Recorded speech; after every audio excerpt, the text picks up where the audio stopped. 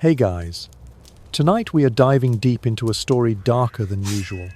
A story not just about death, but about erasure and oblivion. On the 19th of May, 1536, a single sword stroke at the Tower of London ended Anne Boleyn's life. In a matter of seconds, her head was separated from her body. But here is the crucial point that history classes often overlook. What happened after that moment? Anne's head did not simply vanish. It was disposed of without ceremony, without dignity, and without even a marked grave. For nearly 300 years, the remains of the woman who changed the course of history lay somewhere in the dark. And when they were finally discovered, the truth revealed something far more disturbing about how England treated power and women. The story of Anne Boleyn's head is not just an execution. It is a lesson in power, historical erasure, and the gruesome reality of Tudor justice. So, before you get comfortable, take a moment to like the video and subscribe, but only if you genuinely enjoy what I do here. And as always, I would love to know where you are watching from and what time it is for you right now. Please share it in the comments. It is truly fascinating to see our community span the globe. Now, dim the lights. Maybe turn on a fan for that soft background hum, and let's ease into tonight's journey together. We return to the early morning of May 19th, 1536. When a French executioner lifted his shining sword upon the scaffold within the Tower of London. With a single, silent sweep, Queen Anne Boleyn's head was severed from her slender neck in less than a heartbeat. Yet it was not the blade's swift justice that lingers most deeply in memory, but what happened afterward. Her head did not vanish on a breeze, as though claimed by history. Instead, it was gently lifted, examined with cold precision, and placed without ceremony, without dignity, without even so much as a simple grave marker into an unmarked resting place. For nearly 3 centuries, no one knew the precise whereabouts of Anne's severed head or the remainder of her body. When, at last, her skeletal remains were uncovered, the grim truth revealed something far more disturbing than the execution itself. The merciless manner in which the Kingdom of England had treated the woman who forever altered the course of its religious and political life. Anne Boleyn did not enter the world as royalty. She was born the daughter of Thomas Boleyn, a determined courtier whose ambition carried him ever upward through strategic marriages and carefully cultivated connections. In her youth, Anne was sent to the French court in Paris, where she learned to speak with fluency and grace, to wear the latest continental fashions, and to move among princes and princesses with an ease that set her apart from most English ladies of the time. She mastered the power of a downward glance, the weight of a measured word, and the magnetic pull of a well-timed silence. Educated in rare subjects for a woman of her era, classical literature, religious debate, European courtly manners, she possessed both the beauty and the wit that could be as dangerous as any sword to a society ruled almost exclusively by men.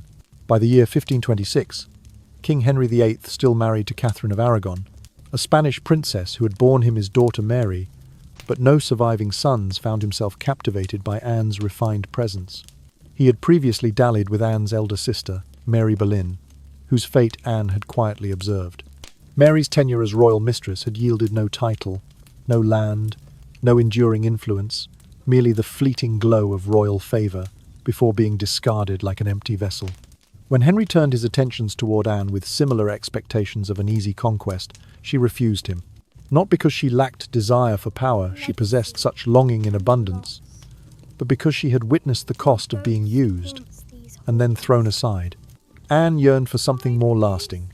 She wished to be unforgettable. Enraptured by her steadfast refusal, Henry was prepared to defy the Pope, to sever ties with the Roman Church, and to risk civil unrest across his realm, measures unthinkable before that moment.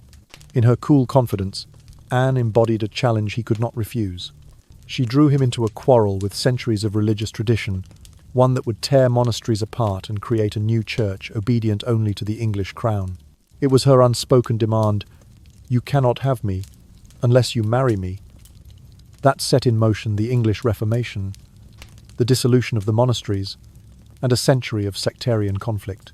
2 years later, on June 1st, 1533, Anne Boleyn ascended the coronation dais at Westminster Abbey. Draped in royal purple velvet and crowned beneath the soaring arches, she stood before a hushed court and a kingdom holding its collective breath. Her dark hair tumbled freely down her shoulders, and her slender form already bore the promise of an heir.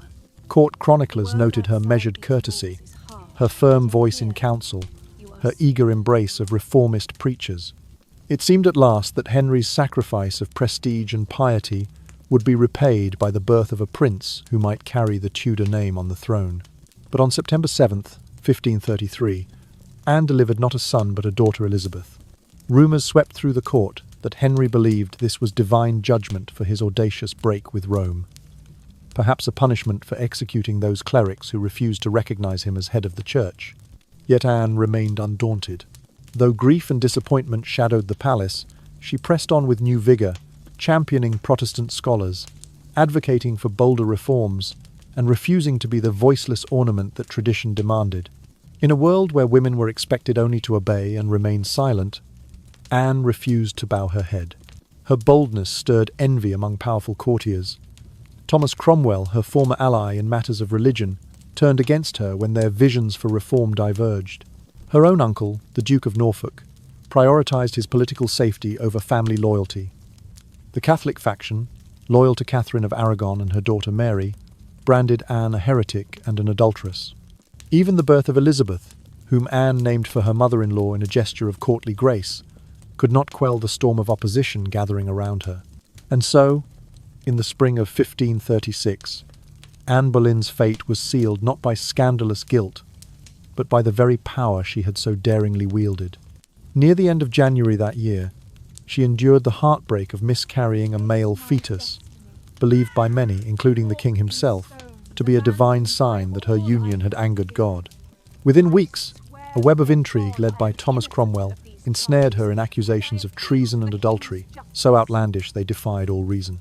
On May 2nd, she was arrested at Greenwich Palace during the May Day festivities and conveyed by barge back to the silent river passage she had once descended in triumph. And so, this is where our story of Anne Boleyn's head truly begins, swept away on a tide of power, erased from honours, and concealed from history for almost 300 years. Power and envy shifted with dizzying speed in the spring of 1536. Thomas Cromwell, once Anne's trusted ally in matters of church reform, turned his back on her when disagreements over policy grew too sharp. Even her own blood betrayed her. The Duke of Norfolk, Anne's uncle, opted for self-preservation over family loyalty and joined the faction determined to see her downfall. Meanwhile, loyalists of Catherine of Aragon viewed Anne as the instrument of their queen's disgrace, branding her a home wrecker who had torn apart a lawful marriage. These swirling alliances created an atmosphere of mounting suspicion, as courtiers chose sides and whispered in shadowed corridors about the dangerous woman who had wielded influence over Henry VIII. Adding to this political storm were the personal sorrows that plagued Anne. She suffered a series of miscarriages, each one a blow to her standing and to her own heart. The most devastating came in January of 1536, when she lost a male fetus at roughly 4 months gestation. The king, already prone to superstitious interpretation, took this miscarriage as a dire omen evidence, he believed, that God disapproved of his union with Anne. In an age when a queen's greatest duty was to produce a male heir, this repeated loss was not merely private grief but public scandal. It sharpened Henry's impatience and made Anne appear cursed in the eyes of a troubled court. Enter Jane Seymour, the antithesis of Anne in almost every respect. Where Anne was assertive, Jane was submissive. Where Anne spoke truth to power, Jane spoke softly, if at all. Jane's demure beauty and humble manners appealed to a king growing weary of being challenged at every turn. Henry longed for a wife who would bear him sons without questioning his decisions. He could not simply divorce Anne after all. He had dissolved his marriage to Catherine of Aragon and shattered the authority of the Pope to wed Anne in the first place. A second divorce would make him look weak, indecisive, and opportunistic. Instead, he and his ministers conceived a darker plan. They would eliminate Anne altogether, using the machinery of state to cloak murder in the robes of justice. In April of 1536, Cromwell assembled a makeshift case against Anne. He dredged up rumours, coerced confessions through torture, and stitched together accusations so lurid they defied credibility. Anne was charged with adultery with 5 different men, including her own brother, George Boleyn, as well as with plotting the king's death. None of the charges required genuine evidence, All that mattered was creating a scandal so explosive that Henry could present himself as the deceived victim of a treacherous wife. Before Anne ever set foot on the scaffold, the men named in her indictment faced grisly deaths. On May 17th, 1536, Mark Smeaton, a talented musician of common birth, suffered the gruesome punishment of hanging, drawing, and quartering. As a non-noble, Smeaton had no shield against torture. Many historians believe he endured the rack or the similar scavenger's daughter device, compressing his body until ribs cracked. He emerged, broken and perhaps desperate to end his agony, with a forced confession of intimacy with the Queen. This fabricated testimony sealed his fate. He was tied to a wooden hurdle, dragged through London with crowds pelting him with refuse, then hanged until nearly dead before being disemboweled, beheaded, and his body quartered for public display. The other 4 defendants, all noblemen, were spared that particular horror, but not spared the block. Sir Henry Norris, Sir Francis Weston, Sir William Brereton, and George Boleyn met their ends by the executioner's axe atop Tower Hill. Unlike Anne's execution by a skilled French swordsman, intended as an act of mercy, these beheadings were carried out with a rough English axe, requiring multiple blows in some cases. Eyewitnesses recounted horrified gasps and screams as the heads did not fall cleanly, leaving the men twitching and bleeding for agonizing moments. Crowds once eager to witness justice fell silent in revulsion when the spectacle turned too bloody even for Tudor tastes. Meanwhile, Anne remained in her chambers at the Tower of London, hearing of these executions as though they were macabre preludes to her own. On May 2nd, during the May Day festivities at Greenwich Palace, she was arrested in full view of revellers. She was placed alone in a boat and conveyed down the Thames to the silent approach she had once made amid cheering crowds for her coronation. The same gilded barges, once decked with 100 flags and thronged by onlookers, now slipped on a still grey river. As she disembarked onto the riverbank, Anne is said to have asked Sir William Kingston, the Tower's constable, in a voice barely above a whisper, "Master Kingston, shall I die without justice?" No answer came. Justice, in its truest form, had already been extinguished. Instead, she faced the cold machinery of Tudor power, a system that could manufacture guilt out of rumour and condemn a queen as easily as it had elevated her. The charges against her required no truth, only the appearance of scandal to justify her removal. Thus, in the quiet dawn of May 19th, 1536, Anne Boleyn would mount the scaffold, not merely as a convicted criminal but as the final casualty in a ruthless game of power, envy, and revenge. The deaths of those 5 men tortured, shamed, and displayed were the overture. Her own execution, swift and clinical, marked the crescendo. Behind it lay the darker melodies of political manoeuvring, personal grief, and the tragic unravelling of one of history's most fascinating couples. In that moment, the Tudor age revealed its capacity for cruelty cloaked in law, and Anne Boleyn's fate became a haunting testament to the perils of wielding power in a kingdom where mercy was reserved for the obedient and power claimed the lives of the defiant. On the 15th of May, 1536, Anne Boleyn stood within the vast, shadowed walls of the Great Hall at the Tower of London to face the charge of high treason. The chamber was filled with nearly 2,000 souls, nobles in gilded doublets, lords in velvet robes, and officials in their surcoats of office, each summoned to witness what would be less a trial and more a political spectacle. Presiding over this grim assembly was Thomas Howard, the Duke of Norfolk, Anne's own uncle, whose duty to the crown outweighed any loyalty to family. Seated among the 26 peers on the jury, peers drawn from the highest ranks of the aristocracy, was Anne's father, Thomas Boleyn, Viscount Rochford. He sat in silence, his face unreadable, as the charges were read aloud, and when the moment came to vote, he, like every other juror, delivered the fatal verdict of guilty. He chose the security of his own life over the bond of blood, casting his vote against his daughter to preserve his titles and estates. Tudor law held no quarter for the accused in a case of treason. Anne was unrepresented by counsel and barred from calling witnesses or seeing any part of the indictment in advance. The parchment scrolls listing the alleged offences, adultery, incest, and conspiracy to murder the king, were allowed into evidence without question, despite glaring inconsistencies of time and place. The very process was a mockery of justice, a pre-written drama in which the outcome had already been determined by those who held power. Anne could only stand alone at the bar, her slender figure dwarfed by the stone columns and the sea of stiff ruffs, and attempt a defence with nothing but her own voice. Yet her defence was nothing if not courageous.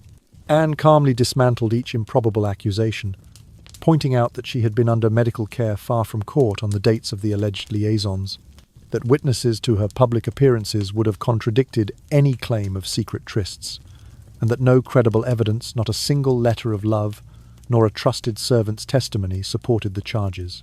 She spoke of her loyalty to the king, her devotion to her sacred marriage vows, and her innocence in both heart and deed. Those in attendance later recalled her composure, her clear enunciation, and her force of logic. For a moment it seemed as though reason might prevail. But in the Tudor court, reason surrendered to the machinery of statecraft. Her rational appeals were brushed aside, the assembly rose, and the verdict was announced without further ado. Anne was then offered a choice of punishments befitting a noblewoman convicted of treason: to be burned at the stake or to be beheaded by sword.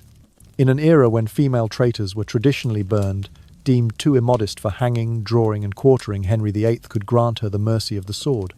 Anne accepted without a quaver, acknowledging the sentence with a measured calm that chilled those who heard it. She declared that she would submit to the king's justice and maintained her innocence to the last, offering no protest that might endanger her daughter Elizabeth or further embarrass the crown. For the next 4 days, Anne endured a private torment within the austere chambers of the Tower's royal lodgings. She oscillated between steely resolve and heartfelt despair. On some mornings, she joked with her attendants, half servants, half spies, about the slightness of her neck, jesting that the executioner would find his work easy. On others, she wept bitterly, calling out for little Elizabeth, pleading for one final embrace of her 2.5-year-old daughter, only to be reminded that no farewell would be permitted. In the quiet hours of dusk, Anne penned letters to the king, entreating Henry to show mercy to the hapless men implicated alongside her. To Archbishop Thomas Cranmer, she wrote beseeching care for Elizabeth's future, weaving her words with such delicacy and tact that even her captors admired her grace. Every phrase was chosen to avoid giving her enemies fresh ammunition, to shield her child from further suffering, and to assert her unbroken dignity in the face of impending death. On the crisp morning of May 19th, Anne was dressed in a simple gown of dove-grey damask, her face carefully powdered but unadorned with rouge, lest it distract from her solemn bearing. A crimson petticoat red, the colour of martyrdom, peeped at her neckline, lending a muted halo to her presence. She swept through the narrow corridors, her posture erect, her footsteps soft on the flagstones, as she crossed Tower Green toward the waiting scaffold. This was no public execution in the streets, where commoners gawked and vendors hawked sweetmeats beside gallows. Instead, the tragedy was confined within the fortress walls, accessible only to those granted leave by the king's officers. The scaffold itself stood 4 feet high, a platform of polished boards freshly laid with straw to absorb the inevitable blood. A low wooden pole was driven beside the executioner's block, though no prisoner would lean upon it. There was no chopping block for a sword execution. Anne would kneel upright, back straight, and meet the blade facing her accusers. The crowd on Tower Green numbered perhaps 1,000 selected nobles, officials, guards, and a few favoured observers able to bribe their way in. Henry VIII himself was not among them. He awaited word at Whitehall Palace, perhaps musing on the impression Jane Seymour might make next. And so, Anne Boleyn, once the most powerful woman in England, took her final stride in the pale morning light. Her lips moved in prayer, her voice soft yet unwavering. "Good Christian people, I am come hither to die, according to the law. I pray you all good Christian people to pray for the soul of Anne Boleyn," she began, in measured tones that carried across the hushed assembly. Then, as the French swordsman raised his blade behind her, she offered one last thought. "To Jesus Christ I commend my soul." In that moment of stillness before the strike, the world held its breath, 2,000 witnesses, the indifferent tower stones, and a queen whose head would shortly lie among the straw, yet whose words would echo through the ages in testament to courage and tragic dignity. Unlike the nobles who met their end by a heavy English battle-axe, Anne Boleyn's final moment was entrusted to the precision of a French executioner's sword. This weapon, specially commissioned for its purpose, was lighter than a typical fighting blade, with a broad, keen edge designed to pass through human tissue in a single, fluid motion. On the scaffold at Tower Green, just after 9 o'clock on the morning of May 19th, 1536, the executioner employed a small theatrical ruse, calling out to his assistant, "Bring me the sword." He drew Anne's attention just as she knelt, causing the muscles in her neck to relax. In that fleeting instant, he stepped close and, with one deliberate sweep, drew the blade through air and flesh in less than a heartbeat. The sword severed her trachea, carotid arteries, jugular veins, and the topmost cervical vertebrae in one clean pass. Her head dropped forward into the straw, her lips parted in the final half-whispered prayer, "Jesus, receive my soul." A fountain of deep crimson arced into the air, light-catching droplets as they spattered across the wood and straw. For a heartbeat after the strike, there was only the hissing echo of steel on steel and the brutal stillness of death.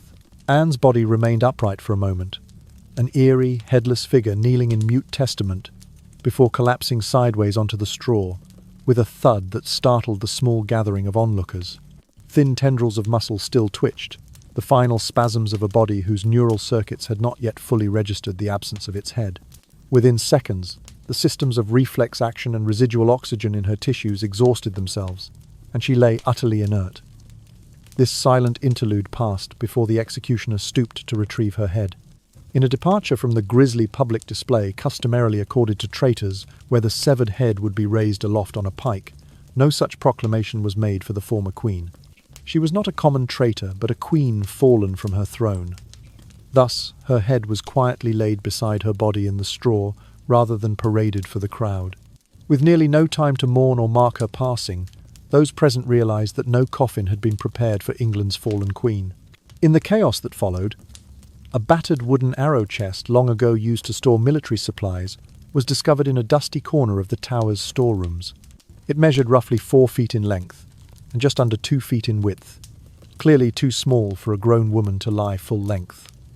Nevertheless, it was all they could find. 2 or 3 tower guards and a handful of Anne's ladies-in-waiting hefted her limp form into the chest. Her knees crunched awkwardly against the narrow lid as they bent and folded her limbs to fit inside. Then, with shaking hands, they placed her severed head into the empty space beside her body, carelessly tucking it into a corner of the crude receptacle. Blood had already begun to congeal at the edges, oozing through the seams between planks. The men pressed down on the lid until the chest's ancient brass clasps clicked shut.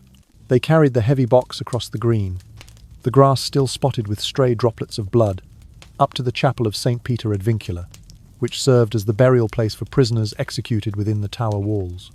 A few monks and a priest awaited them.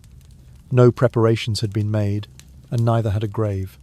They set the chest in the chancel, and the priest, with solemn haste, began chipping away at the stone floor to create a shallow pit. Using chisels and hammers, they broke through the flagstones and dug into the earth beneath. The grave was scarcely more than 3 feet deep, far less than the traditional 6-foot depth meant to deter grave robbers and the smells of decay. Once the pit was dug, the arrow chest was lowered inside with little ceremony. The priest intoned a few brief words of the Requiem Mass. Requiem aeternam dona ei Domine, et lux perpetua luciat ei, before the guards shoveled the disturbed soil and roughly reset the stone slabs. The patched floor never quite matched, leaving a visible, uneven scar in the chapel's worn surface. Within hours, more thorough erasure began. The stained straw on the scaffold was burned, the iron spikes and wooden planks dismantled and repurposed. In the following days, images of Anne Boleyn were systematically scrubbed from Windsor and Hampton court palaces. Her portraits were painted over, her heraldic B emblem chiselled or hammered away and replaced with a J for Jane Seymour. Official documents referring to her reign became scarce. Scribes in the King's Chancery omitted or altered any mention of Queen Anne in the state papers. To all intents and purposes, the 3 years during which Anne Boleyn wore the crown were to be treated as though they had never happened. Yet these efforts at obliteration could not fully expunge her memory. The patched stone floor in St. Peter ad Vincula remains, a quiet witness to the hasty burial of a queen. The faint outlines of her emblem linger on palace walls, like a shadow of what was forced to vanish. Tourists and historians alike pause in the chapel to read the simple inscription on the marble tile laid in the Victorian era. Anne Boleyn, 1536. No titles, no praise, just her name and the year of her death. It stands as a testament to the Tudor ambition to erase her and to the stubborn persistence of history itself, which refuses to let a story, however gruesome, be forgotten. But Anne's legacy did not end with her body buried in an unmarked grave beneath the stone floor of St. Peter ad Vincula. Her daughter, Elizabeth, though declared illegitimate and disinherited after her mother's fall, survived the turbulent reigns of her half-brother Edward and her half-sister Mary before ascending the throne herself in the year 1558. As Queen Elizabeth I, she chose never publicly to restore her mother's reputation. The risk of inflaming political and religious factions, still suspicious of Anne's part in breaking from Rome, was simply too great. Instead, Elizabeth carried her mother's memory close to her person, wearing discreet tributes in the form of jewellery she never removed. Chief among these was her strand of pearls, worn continuously from her coronation on the 15th of January, 1558, until her death on the 24th of March, 1603. Pearls in Tudor symbolism represented both purity and tears, a dual meaning that resonated deeply. Anne had adored pearls. In every known portrait from her brief reign, she was depicted wearing pearl necklaces, pearl earrings, and pearls woven into her headdress. Elizabeth's choice to wear pearls exclusively, despite access to rubies, emeralds, and diamonds, suggests a silent homage to her mother. Equally enigmatic was the gold ring Elizabeth wore on her right hand throughout her 45-year rule. When she died at the age of 69 in the year 1603, her attendants discovered the band had become embedded in her flesh. Inside the ring was a tiny locket containing 2 miniature portraits, barely an inch tall. One was clearly Elizabeth herself. The other remains the subject of scholarly debate. Some believe it to be a likeness of Anne Boleyn, while others argue it portrays Catherine Parr, Henry VIII's sixth wife, who cared for the future queen after Anne's death. In either case, Elizabeth kept the locket hidden from view, a private memento that hinted at loyalties and losses that she could not otherwise acknowledge. The Victorian era saw yet another renaissance of Anne's image, albeit one filtered through romanticized lenses. 19th century novelists such as Sir Walter Scott and Alexandre Dumas père reimagined Anne as a tragic heroine, condemned by jealous court factions and a fickle king. Donizetti's opera Anne Boleyn, which premiered in the year 1830, portrayed her with sweeping melodies and grand dramatic flair. In paintings by artists like Paul Delaroche and Michel Lafay, Anne is shown in moments of sublime victimhood, her face uplifted in prayer, her body draped in white robes. These works often omitted the sharp political intellect and ferocity that historians now recognize as central to her character, yet they ensured that Anne remained firmly lodged in the public imagination. It was not until the closing decades of the 19th century that archaeologists rediscovered human remains in the chapel of St. Peter ad Vincula during renovations carried out in the year 1888. A nearly complete skeleton was found beneath a patch of floor marked by an uneven stone replacement, the very spot where Anne's arrow chest had been buried. The sharp, transverse cut on the cervical vertebrae and the estimated age of the woman, around 29, led many to conclude that these were indeed the bones of Anne Boleyn. While no definitive DNA testing has ever been performed out of respect for the sanctity of the chapel, this skeleton is generally accepted by scholars as hers, thus closing a nearly 3-century-long chapter of uncertainty about her final resting place. Today, a visit to the Tower of London allows a pilgrim to stand upon the grassy expanse of Tower Green, the site where the scaffold once stood. A low, circular stone platform with a glass prism in its centre commemorates those executed within the tower walls, names engraved around its edge. Anne Boleyn's name appears first, followed by those of other tragic figures such as Catherine Howard and Lady Jane Grey. Inside St. Peter ad Vincula, visitors kneel before the simple marble slab that reads only Anne Boleyn, 1536. There is no title of queen, no encomium to her courage or accomplishments, simply her name and the year of her death. Flowers often lie beside that stone, fresh red roses, white blooms, or sprigs of rosemary.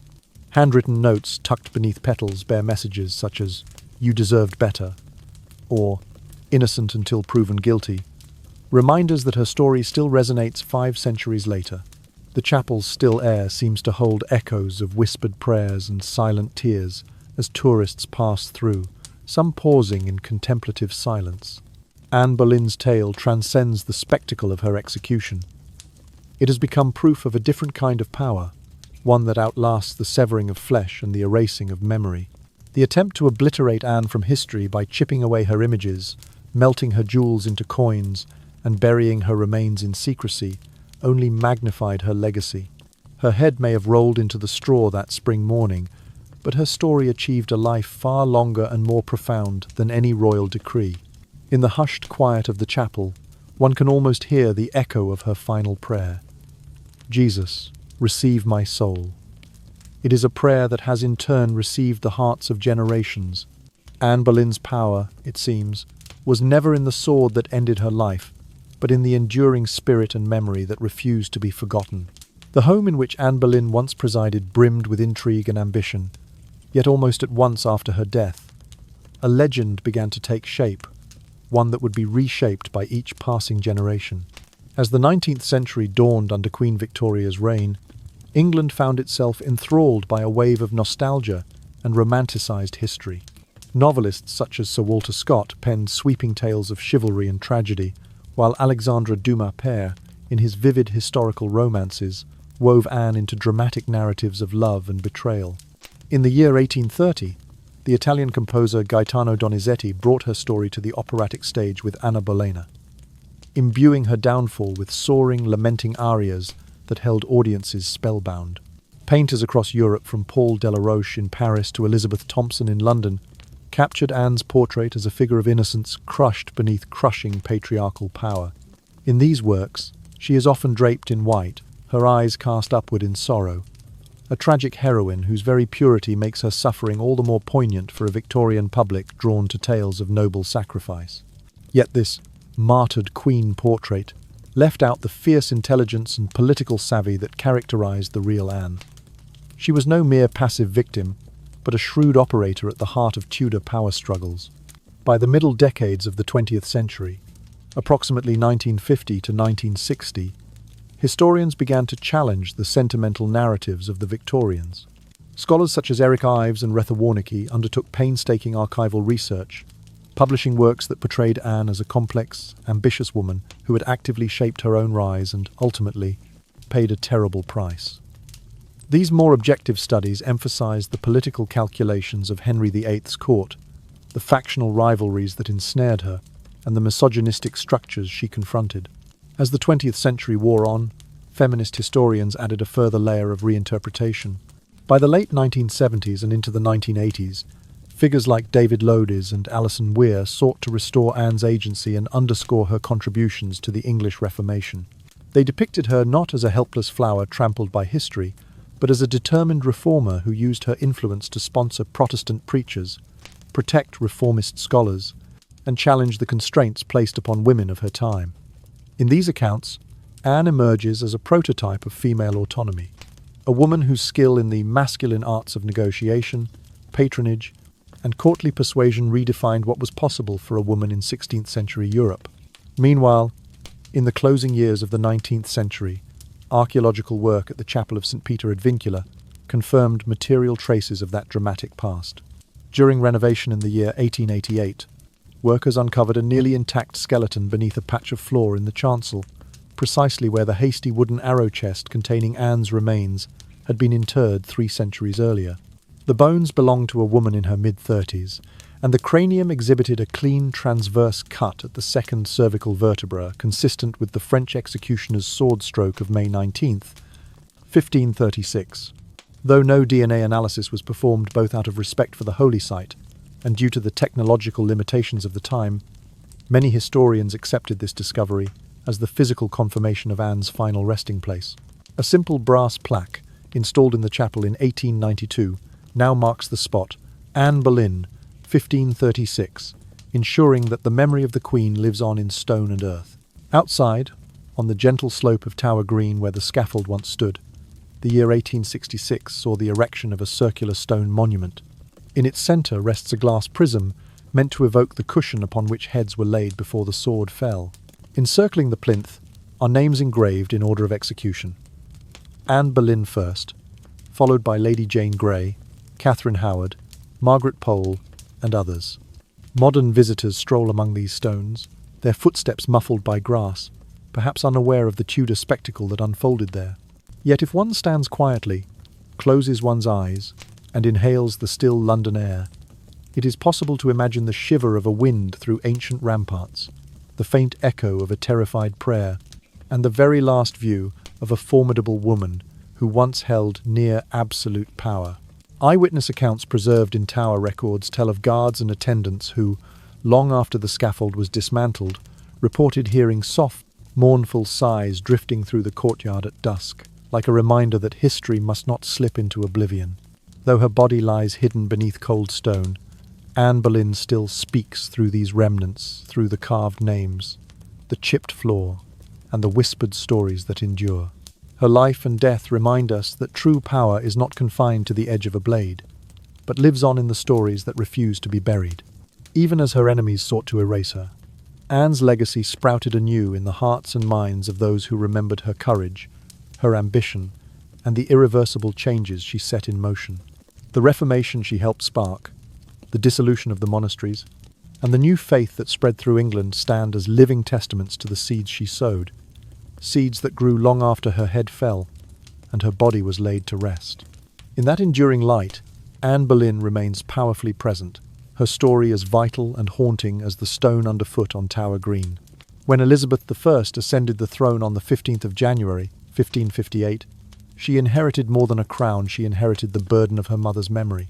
England was a land fractured between Catholic loyalty and Protestant zealotry, still raw from the religious upheaval set in motion by Henry VIII's break with Rome. Elizabeth understood that if she were to publicly clear Anne Boleyn's name, she would risk reopening the wounds of division that had nearly torn the realm apart. A renewed dispute over papal authority versus royal supremacy could easily spark a religious civil war, and in such chaos, even a queen could find her throne precarious. And so she chose silence. Yet silence need not be absence. Elizabeth found a way to honour her mother's legacy through the language of jewels. Every morning, she wrapped her slender neck in a long string of pearls, Anne's favourite gemstone from her coronation, until her death. Pearls were more than mere adornment. In Tudor symbolism, they represented both purity and tears. Where other monarchs might have flaunted diamonds, emeralds, and rubies, Elizabeth kept those treasures hidden in the royal strongbox, reserving them for diplomatic gifts or emergency funds. By contrast, the lustrous, milky sheen of her pearls spoke of a private sorrow, a constant elegy for the mother she never publicly defended, but never forgot. On her right hand, Elizabeth wore a ring that, by the time of her death on the 24th of March, 1603, had been on her finger for 45 years. When attendants finally removed the ring from the corpse, its band grown into the flesh, they discovered a tiny locket within, containing 2 miniature portraits. One was unmistakably the young Elizabeth. The other, faded by centuries, may depict Anne Boleyn, or perhaps Catherine Parr, the 6th wife of Henry VIII, who had shown kindness to the orphaned princess. Whatever the truth, Elizabeth kept the identity of that second face a closely held secret, a private pact between mother and daughter carried in gold and paint. In every other detail of her regalia, Elizabeth whispered Anne's story. Her coronation robes bore embroidery of Tudor roses interlaced with pearls.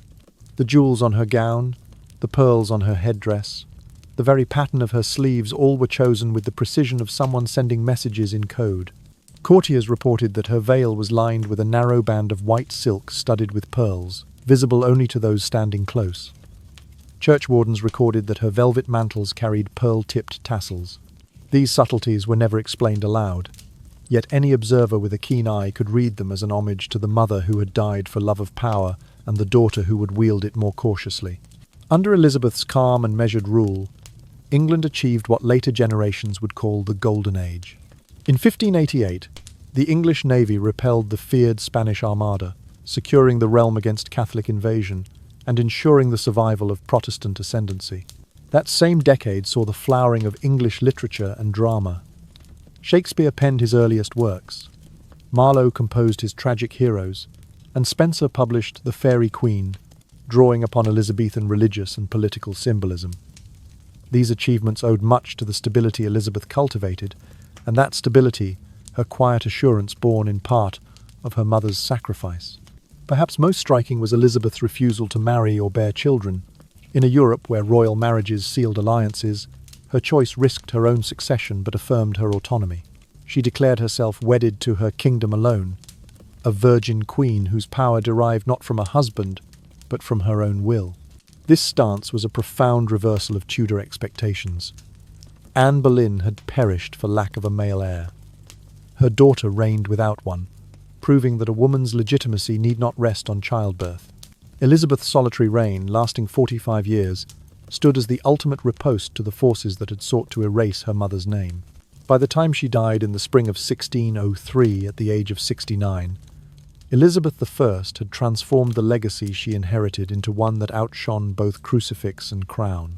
In the silent glimmer of her pearls, in the secret locket upon her finger, in the measured symbolism of her court, she carried Anne's story forward without uttering a word. And in doing so, she demonstrated that true power is not only in the edge of a blade, but in the enduring capacity of a story to survive unbowed, unbroken, and forever luminous in the memory of a nation. Anne Boleyn once stood at the very heart of Tudor politics, because she refused to be Henry VIII's casual mistress. By demanding marriage and forcing the king to break with the Roman Church, she became the catalyst for England's religious transformation. Yet that same bold act sowed seeds of lethal resentment among the king's ministers and courtiers. Thomas Cromwell, who had helped engineer the break with Rome, now turned ruthless. In April of 1536, he meticulously concocted charges of adultery and high treason against Anne, assembling testimonies extracted under torture, hearsay from jealous servants, and wild rumours of incest. His aim was not justice, but political expediency. To give Henry an excuse to remove a queen who had grown too powerful in the eyes of conservative factions. Before Anne's own sentence was carried out, 5 men named alongside her were executed in brutal displays of Tudor might. On the 17th of May, 1536, Mark Smeaton, a talented court musician of common birth, was subjected to the gruesome punishment of hanging, drawing, and quartering at Tyburn. He was fastened to a wooden hurdle and dragged 3 miles through jeering crowds before being hanged, until nearly dead, disemboweled while still conscious, beheaded, and finally quartered, his body parts displayed on London Bridge. 4 nobles, Sir Henry Norris, Sir Francis Weston, Sir William Brereton, and George Boleyn, Viscount Rochford, fared no better. On the same day, atop Tower Hill, they knelt before an exhausted executioner wielding an axe so dull it took multiple strikes to sever their heads. Witnesses reported blood spraying in great arcs, screams echoing through the early morning mist, and crowds turning away in horror at the spectacle that had been intended as a warning. Anne herself was arrested on the 2nd of May, 1536, in the midst of the May Day festivities at Greenwich Palace. Where once she had sailed in a triumphal barge through cheering crowds to her coronation in 1533, she now embarked in silence, just the splash of oars at dawn to the same Tower of London docks. As the boat drew alongside the wharf, Anne's heart raced, and she asked Sir William Kingston, the constable of the Tower, in a low voice, "Master Kingston, shall I die without justice?" No answer came. The brutal truth was that Tudor justice served the whims of the king above all else. On the 15th of May, Anne appeared before a packed great hall in the Tower, where 2,000 nobles, officials, and judges assembled as if to behold a royal spectacle. The Duke of Norfolk, her own uncle, presided over the proceedings as Lord Steward, while her father, Thomas Boleyn, Viscount Rochford, sat among the 26 peers chosen to judge her. He remained silent throughout, and when the moment arrived to cast his vote, he, like every other juror, declared his daughter guilty. Legal counsel was forbidden. Anne could call no witnesses, examine no documents, and was deprived of even the courtesy of seeing her indictment beforehand. The gathering was nothing more than a carefully staged political theatre designed to secure her downfall. Condemned to die, Anne was granted 4 days to contemplate her fate within the bleak confines of her lodgings at the Tower. During these days, she was said to fluctuate between moments of grim humour and wrenching grief. On some mornings, she jested about her slender neck, telling attendants that the executioner would have an easy mark. On others, she wept, calling out for her daughter Elizabeth and begging for one last embrace. In private letters carefully smuggled to the court, she implored Henry to show mercy to the innocent men who had died alongside her. and entreated Archbishop Thomas Cranmer to look after Elizabeth's future. Every word was crafted to preserve her dignity and avoid giving her enemies fresh scandal. On the morning of the 19th of May, 1536, Anne was dressed in a sombre gown of dark grey damask, her face composed beneath a touch of careful powder. She walked calmly across Tower Green to the scaffold, where only a select few nobles, officers, and approved spectators were admitted. Henry VIII did not attend. He awaited word from Whitehall, perhaps alongside Jane Seymour. The French swordsman stood ready with his broad, polished blade, a weapon selected for its ability to deliver a single, swift strike. At precisely 9 o'clock, the executioner called, "Bring me the sword," drawing Anne's gaze and loosening the tension in her neck muscles. In that brief moment, he stepped forward and let the blade drop in one fluid arc. The steel cleaved through trachea, arteries and bone, severing Anne's head in less than a second. Her body remained upright for a heartbeat, nerve endings still firing, before collapsing onto the straw. Blood spurted across the platform in a crimson spray, staining the straw and the wooden boards below. A hush fell, as spectators stood stunned by the clean efficiency of the stroke and the sudden, shocking stillness that followed.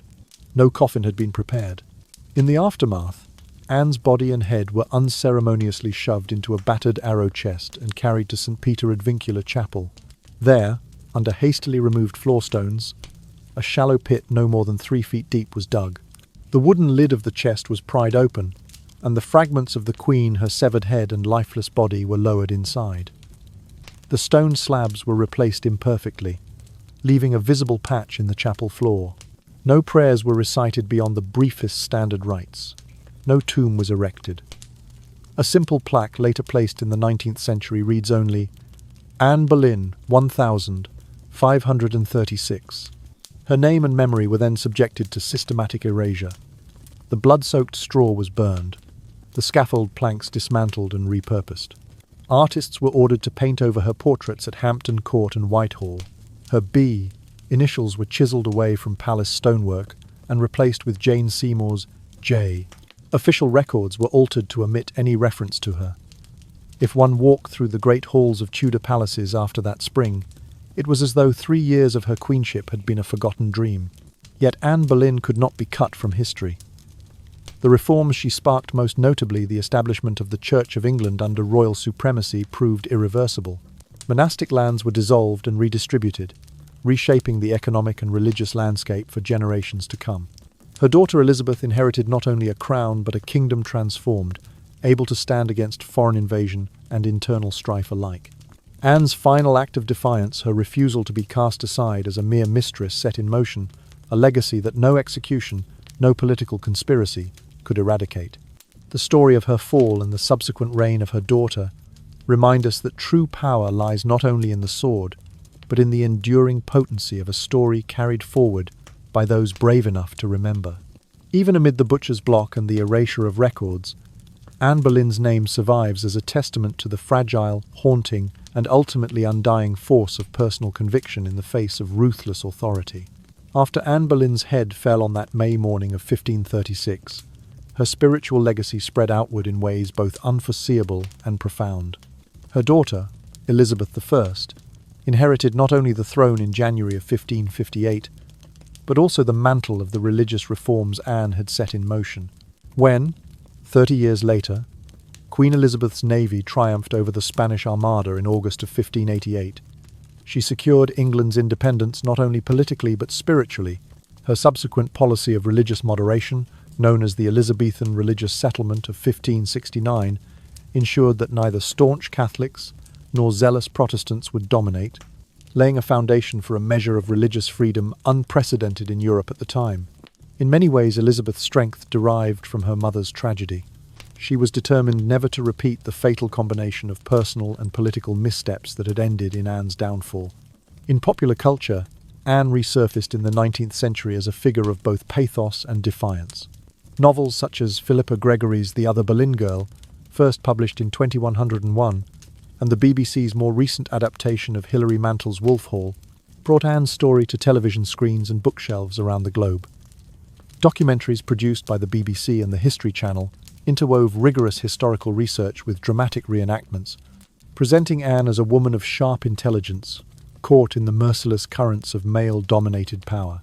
These works tended to highlight two contrasting emotions: admiration for her wit and courage, and sorrow for a life cut short by forces beyond her control. By the latter half of the 20th century, scholarly research had introduced even more nuanced perspectives. Feminist historians reclaimed Anne as a pioneer among women in early modern Europe, an elite who, despite strict gender barriers, wielded influence through education, linguistic skill, and diplomatic networks. Conferences and monographs published in the 1980s and 1990s dissected Anne's use of French and Latin, her patronage of humanist scholars, and her strategic alliances within the Tudor court, portraying her as an exemplar of individual agency in an era when female autonomy was severely constrained. In England today, the anniversary of Anne's execution on May 19th is observed with quiet solemnity at Tower Green. Tour guides lead small groups across the green expanse, pausing at the low circular memorial stone inscribed with the names of those beheaded within the tower walls. Anne's name listed first. Visitors listen in hushed tones as guides recount the Queen's final procession and recite her last prayers, imagining the echo of a sword slicing through air nearly 5 centuries ago. At St. Peter ad Vincula, many kneel beside the simple marble slab marked Anne Boleyn, 1536, laying fresh flowers or lighting a single candle in memory.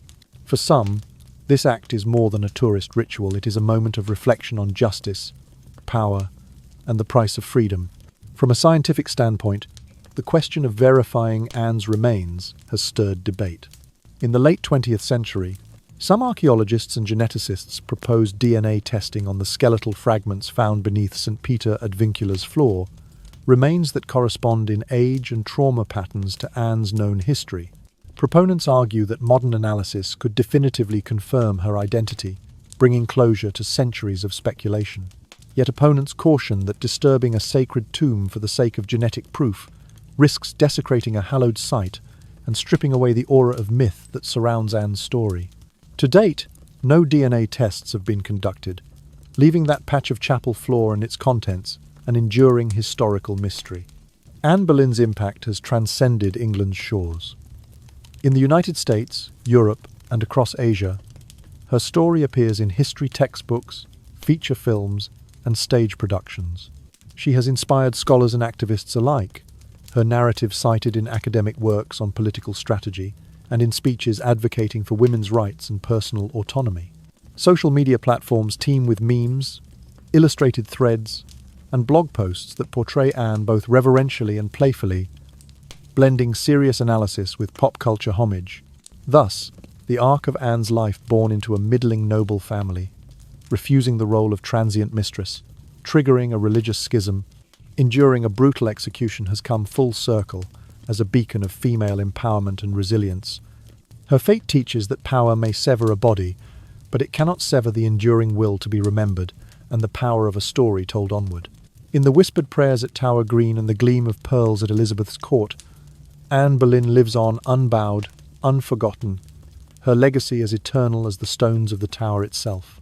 In the Tudor era, the sovereign was regarded as God's earthly representative, and the law existed primarily to uphold that divine authority. Anne Boleyn shattered this paradigm when she refused to remain a transient mistress and instead insisted on marriage to Henry VIII. By compelling the king to sever ties with the Roman Church, she elevated herself to a position nearly equal to the monarch, championing religious reform and co-presiding over the realm's spiritual direction. In doing so, Anne dared to challenge the very foundation of Tudor power, an act of personal ambition that placed her squarely in conflict with the established order. When Thomas Cromwell orchestrated the fabricated charges against her in April of 1536, he revealed the regime's fear of an individual daring enough to rival royal prerogative. Accusations of adultery, with 5 courtiers among them, her own brother, George Boleyn, and even treasonous plots to assassinate the king, were based solely on coerced confessions and malicious gossip. Such evidence, though manifestly absurd, proved brutally effective. The mere suggestion of scandal was enough to turn public opinion against her, illustrating one of the earliest recorded examples in European history of manipulating mass sentiment through manufactured outrage. This tragic spectacle also exposed the chasm between nominal justice and genuine justice. In the Great Hall of the Tower of London on the 15th of May, 1536, over 2,000 assembled peers, bishops, and officials testified to the veneer of due process. Yet truth held no sway in that chamber. The judges sat as mere spectators in a drama scripted by Cromwell and sanctioned by Henry. Anne's eloquent refutations pointing out impossible timelines, conflicting locations, and the absence of credible witnesses fell on deaf ears. Her condemnation was preordained from the moment she entered that hall. Anne's execution carried a dual significance. On one hand, it represented the ruthless assertion of established authority over any individual who dared to challenge it. On the other, it planted the seeds for a broader yearning for religious and legal equity. Upon her death on the 19th of May, 1536, the Church of England remained irrevocably separated from Rome. Monasteries were dissolved, their wealth redistributed to loyal nobles, and the nature of English religious life was transformed forever. The currents of history, both human and divine, had been irrevocably redirected. Elizabeth I, Anne's daughter, inherited this legacy when she succeeded Mary I in November of 1558. Drawing lessons from her mother's fate, Elizabeth took great care to preserve the religious settlement without igniting fresh bloodshed. She balanced Protestant and Catholic factions through the Acts of Supremacy and Uniformity of 1569, anchoring the Church of England's independence while allowing for a measure of inward tolerance. Under her rule, England emerged as a naval and commercial powerhouse, its influence extending across oceans. Modern scholars continue to debate the extent of Anne Boleyn's influence on contemporary political systems. Some compare her audacity to that of later reformers, emphasizing the power of individual agency in catalyzing societal transformation. Leadership programs, focusing on women in politics, often cite Anne as an early exemplar of courageous challenge to entrenched injustice, willing to accept personal ruin for the promise of a broader, more equitable order. Today, Anne Boleyn is seen through a prism of multifaceted roles: schemer and visionary, martyr and pioneer. Her story transcends mere historical footnote to become an enduring case study in the nature of power, the failings of legal mechanisms when seized by political motive, and the eternal human aspiration for justice. In Anne's rise and fall, we witness the fragility of systems founded on absolute rule and coercion. Yet, in the narrative's aftermath, we also glimpse the persistent yearning for moral governance, an impulse that outlives the severest of tragedies and echoes across centuries. One of the more poignant and often overlooked aspects of the Tudor tragedy is the way family ties both propelled and destroyed the Boleyns. Thomas and Elizabeth Boleyn viewed their daughter Anne's rise to queen on the 1st of June, 1533, with immense pride. To them, she was the golden hope of a lineage that had long laboured in the corridors of court. Yet that same family network became the vehicle of their most harrowing loss, as they witnessed firsthand the fatal cost of their daughter's ambition and ultimately the price they paid to preserve their own lives. George Boleyn, Viscount Rochford, and Anne's younger brother, served as her closest confidant. He had studied at Cambridge, travelled in France, and returned fluent in languages and schooled in diplomacy. Anne and George supported each other through the dizzying ascent from court favourites to Queen and Lady of the Bedchamber. But when Thomas Cromwell assembled his spurious charges in April of 1536, an effort to eliminate Anne as a political threat, George was ensnared as well. Accused of incestuous relations with his sister, a claim drawn entirely from coerced testimonies, he faced trial on the 17th of May, 1536. No credible evidence was presented. Instead, tortured servants and jealous courtiers provided the proof. George's conviction and execution underscored the lethal vulnerability of blood ties under Tudor law. When power becomes the weapon, even the closest kinship can be turned against itself. In the public spectacle that ensued, George and the other condemned men were stripped of dignity. Each head was parboiled to delay decomposition, then displayed upon spikes on London Bridge as a warning. Their quartered bodies were hung at various gates of the city. These gruesome measures conveyed a dual message.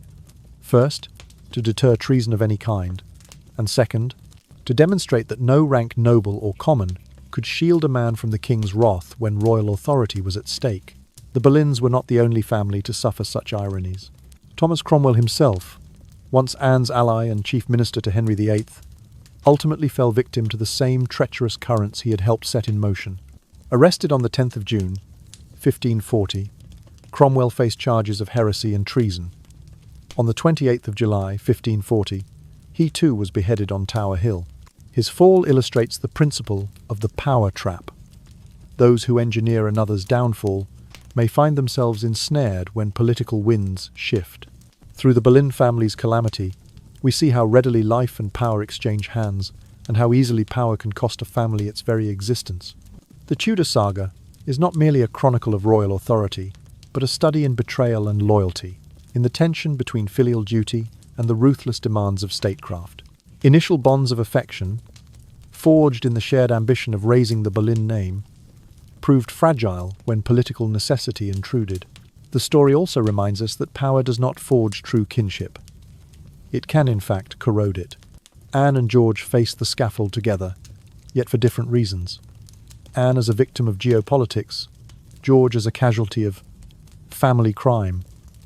Neither was protected by blood. Both were sacrificed on the altar of political expedience. Modern scholars have turned their attention to the psychological dimensions of this Tudor tragedy. How can a family be at once the cradle of greatness and the coffin of its own members? They explore Anne Boleyn as a woman caught between personal aspiration and familial obligation. The very choices that elevated her, her refusal to be a mere mistress, her insistence on royal marriage, ultimately pushed the entire Boleyn clan to the brink of annihilation. In examining these dynamics, historians and writers seek to understand how Anne's drive for power, nurtured by family alliances, led to the collapse of those same alliances. The Boleyn story becomes a cautionary tale about the perils of conflating personal ambition with collective identity. For Thomas and Elizabeth Boleyn, the triumph of their daughter's coronation on the 1st of June, 1533, was overshadowed by her trial on the 15th of May, 1536, and her execution on the 19th of that month. Their daughter's glory became their greatest heartbreak. Thus, the Boleyn family saga stands as a stark reminder. In a world governed by absolute authority, kinship offers no sanctuary. Anne's and George's shared fate reveals the destructive capacity of power wielded without restraint, and the tragic irony that even the closest family bonds can be sacrificed when the stakes of politics are life and death. In the dark hush that follows such reflections, one almost hears the soft echo of Anne's whispered prayers, an enduring testament to the human cost behind the pages of history. As the final echoes of Anne's tragic end faded amid the stone walls of the tower, the ripples of her downfall spread far beyond that blood-stained scaffold. In the days and years afterward, it was not only her life and death that shaped the kingdom, but also the reactions of those closest to her, her husband, her daughter, her confidants, and the convulsions within the very nation she had helped to transform. What followed was a complex interplay of grief, power struggles, and societal upheaval. The story of the Boleyns did not end with Anne's severed head. Rather, it opened new chapters of mourning, continuation, and reflection. In the next 5 sections, we will explore how Henry VIII grappled with his loss, how Elizabeth carried her mother's legacy, how intimates reacted, how England itself responded, and finally, what lessons this Tudor drama leaves for us today. Henry VIII awoke the morning after Anne Boleyn's execution on May 19th, 1536, to a silence heavier than any he had felt in years.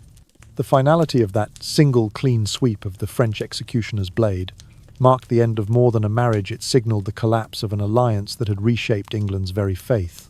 In the dim light of his private chambers at Hampton Court, Henry lingered by the window, staring at the grey Thames and its misted banks, his heart uncharacteristically quiet. At court, ministers and ladies-in-waiting whispered in hushed tones. Thomas Cromwell, whose machinations had played a central role in Anne's downfall, stood impassive at the Privy Council, though behind his composed gaze flickered a trace of unease. He understood that a vacuum of power could swiftly become a trap for the unwary. Others, quietly sympathetic to Anne, dared not voice their sorrow. The unspoken rule was clear. Grief must be subordinated to stability. Henry himself summoned his council, insisting on brisk action to reassure restless nobles and foreign ambassadors that England's governance remained unshaken.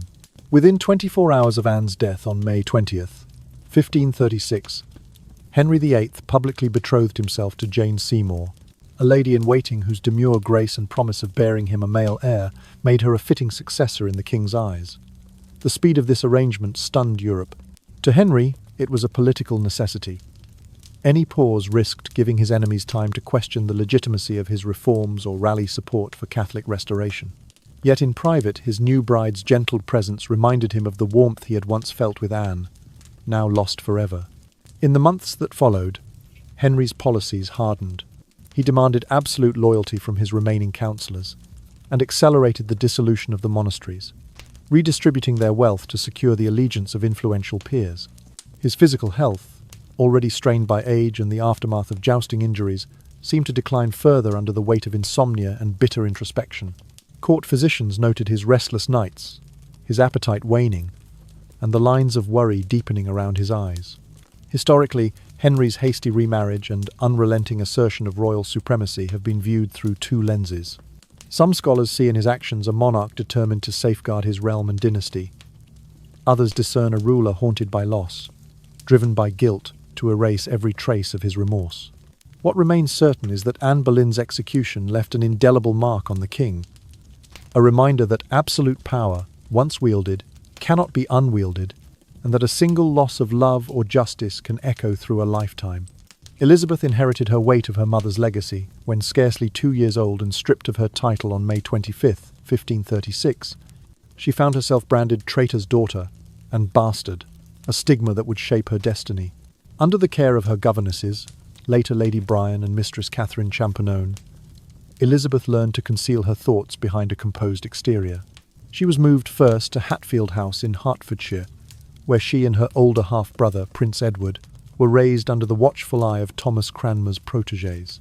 These Protestant clerics imbued her education with the new faith her mother had championed, teaching her Latin, French, Greek, and theology. Yet beneath their lessons lay an unspoken curriculum: the art of caution, the necessity of discretion, and the price of proximity to power. By the age of 8, Elizabeth was learning to read state papers and decipher the shifting loyalties of the court.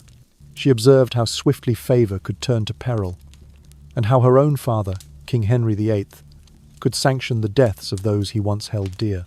Through it all, she clung to fragments of her mother's memory, the pearls Anne had favoured, shimmering like tears against the cold Tudor stone, the precious ring bearing a miniature portrait rumoured to be Anne's face, hidden inside Elizabeth's palm until the end of her life. Despite her official disgrace, Elizabeth found unexpected allies among courtiers who remembered Anne's wit and intelligence. Some secretly lamented the Queen's fate, whispering to Elizabeth that her mother had died innocent and brave. These confidences fueled a private resolve within Elizabeth to one day reclaim her dignity, not simply for herself, but for Anne's unhonoured name.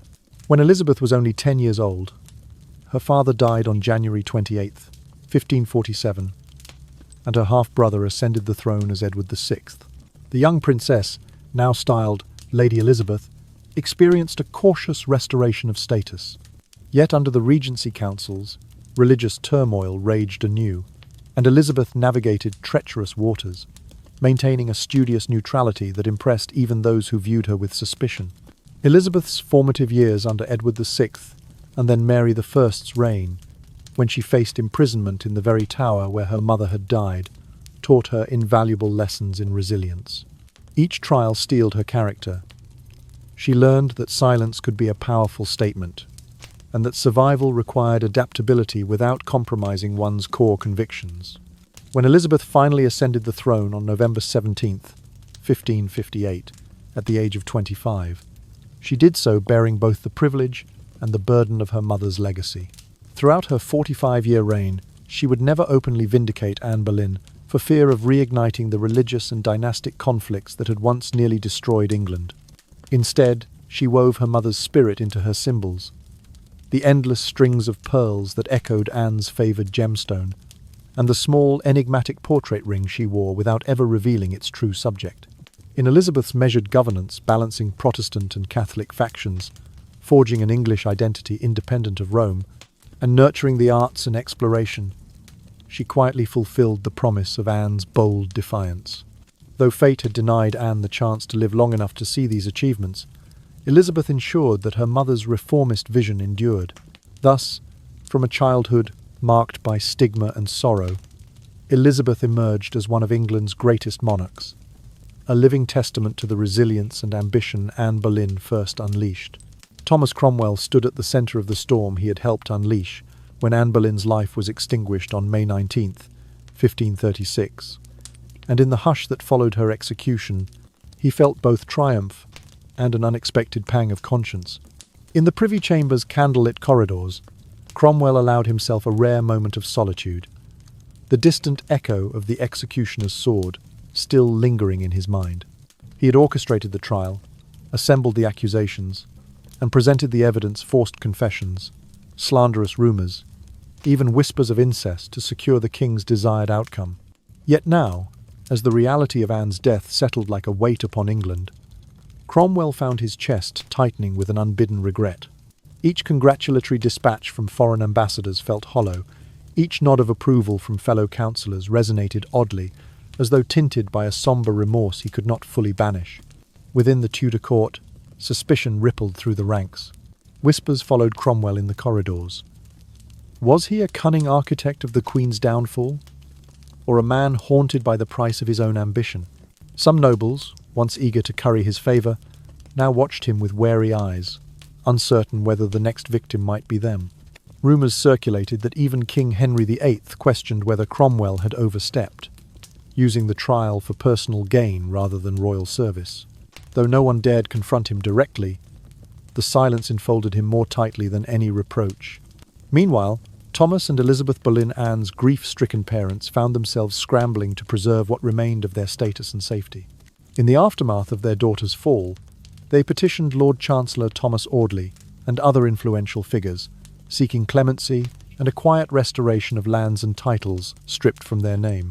Each letter they dispatched bore the careful tone of humility and feigned loyalty, invoking memories of their past service and begging that their own lives not be forfeit.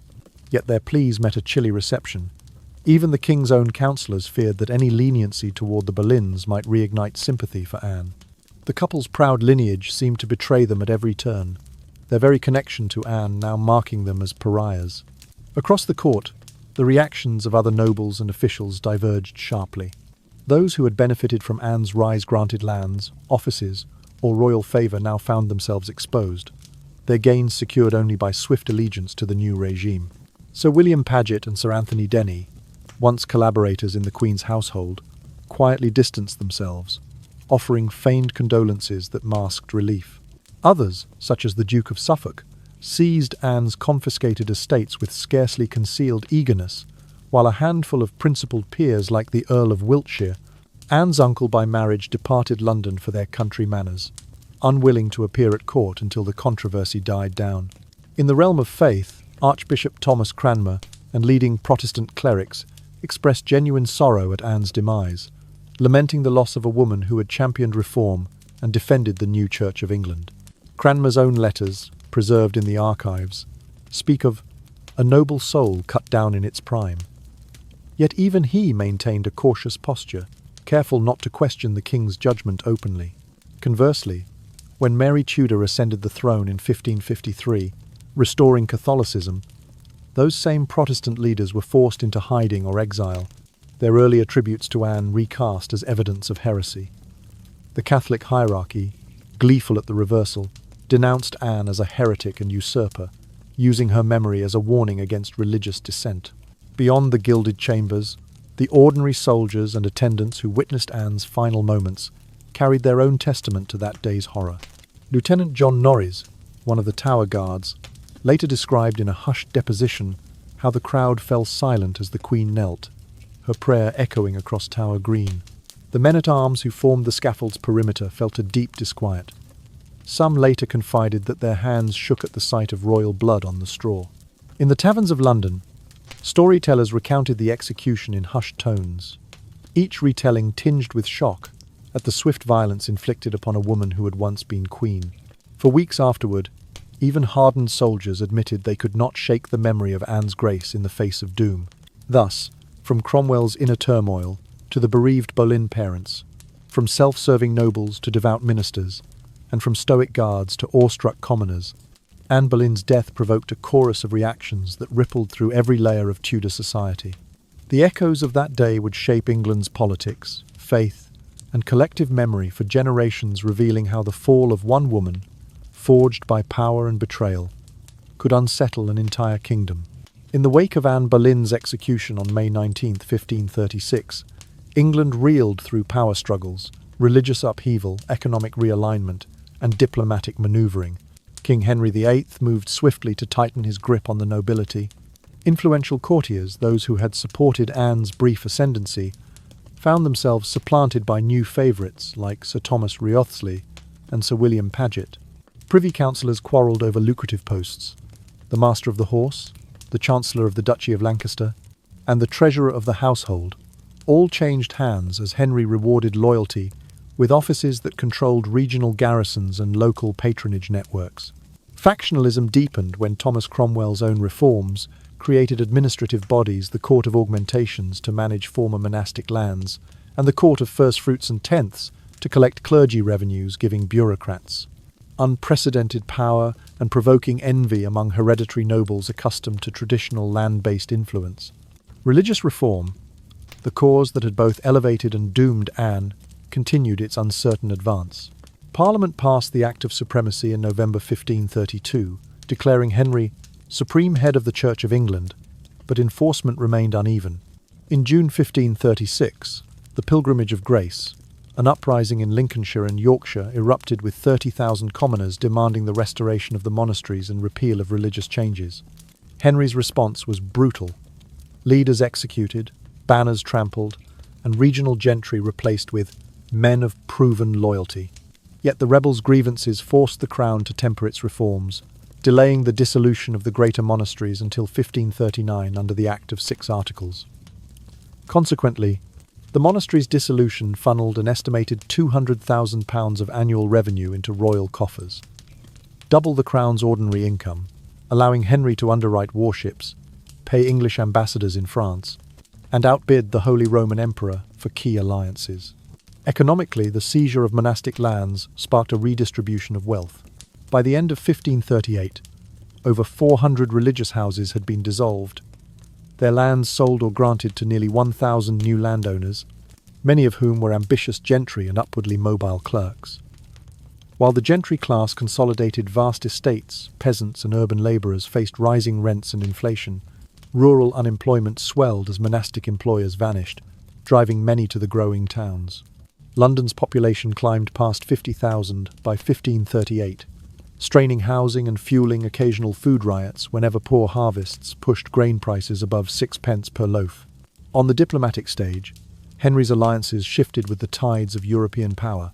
In late 1536, he negotiated the Treaty of Greenwich with France, agreeing to marry his son Edward to the French king's daughter, an accord that collapsed in 1537 and then pivoted to détente with Charles V, Holy Roman Emperor, arranging a non-aggression pact in May 1537. Simultaneously, Henry's Admiralty, under Thomas Cromwell's patronage, dispatched envoy John Lupton to the Ottoman court in Constantinople, seeking to expand trade and counterbalance Habsburg influence. Although these overtures yielded only modest privileges for English merchants, they signalled England's growing maritime ambitions and desire for a Middle Eastern market. Culturally, the court became a crucible of artistic patronage, used to legitimize Tudor authority after Anne's fall. Portraitists like Hans Holbein the Younger, whose portrait of Sir Thomas More had already cemented his favour, were commissioned to depict the king in resplendent armour, reinforcing his invincible image. Musician William Cornish composed processional anthems for court masques, celebrating Henry's supremacy over both church and state.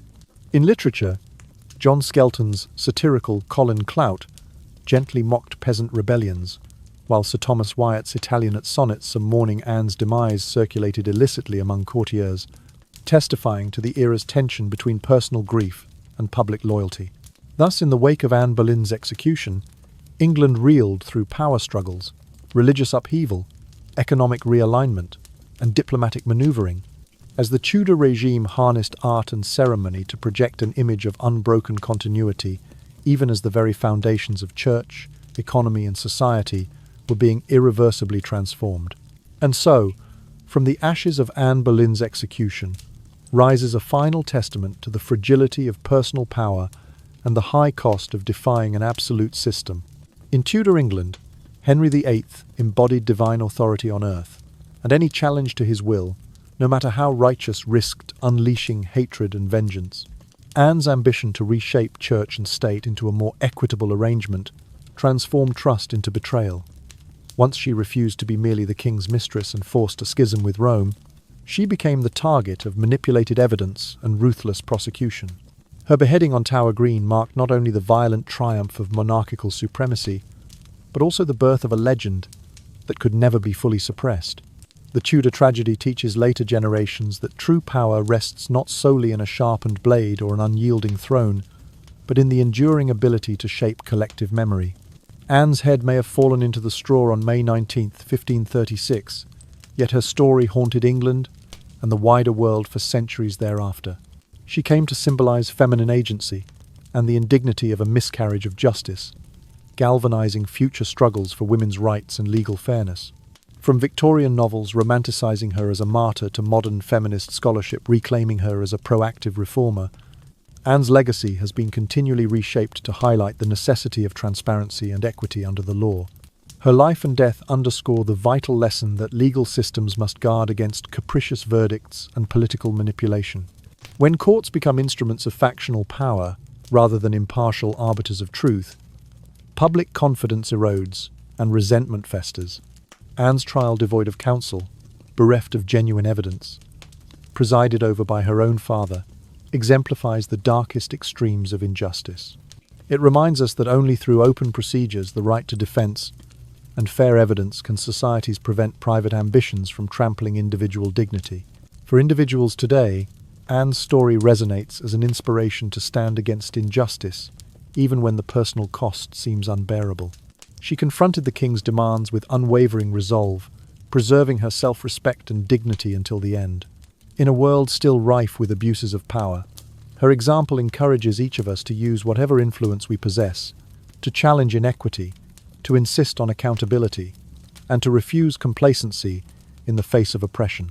In the modern era, Anne Boleyn's legacy finds echoes in both women's rights movements and broader democratic struggles. Like early suffragists who invoked Anne's boldness, or anti-dictatorship activists who recalled her sacrifice, contemporary campaigns for gender equality and judicial reform draw courage from her memory. And scholars continue to mine her life for insights, using archival documents, forensic archaeology at Street, Peter Advincula, and critical historiography to separate myth from reality and to better understand how individual choices can redirect the currents of history.